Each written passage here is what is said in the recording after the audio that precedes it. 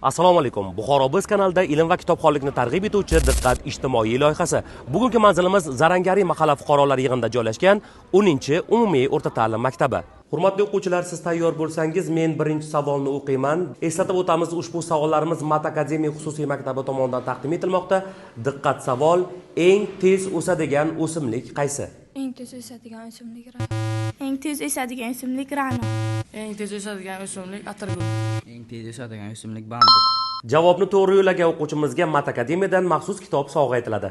Hurmatli o'quvchilar, demak men navbatdagi savolni o'qiyman. Diqqat savol: odam organizmidagi eng katta organ qaysi?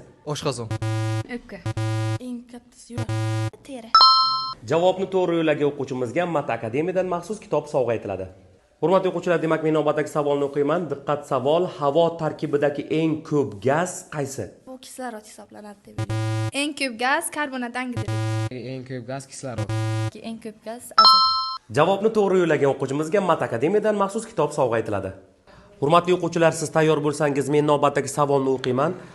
AQShning asoschilaridan biri elektr tokini birinchi bo'lib kashf qilgan inson kim? Marie Amper. Newton. Volt amper. James Watt. Benjamin Franklin. Javobni to'g'ri yo'llagan o'quvchimizga Mat Akademiyadan maxsus kitob sovg'a etiladi. Buxoro biz kanalida ilm va kitobxonlikni targ'ib etuvchi Diqqat ijtimoiy loyihasi davom etadi. Keyingi manzilimiz qayer bo'lishini istaysiz? Izohlarda yozib qoldiring. 10-maktab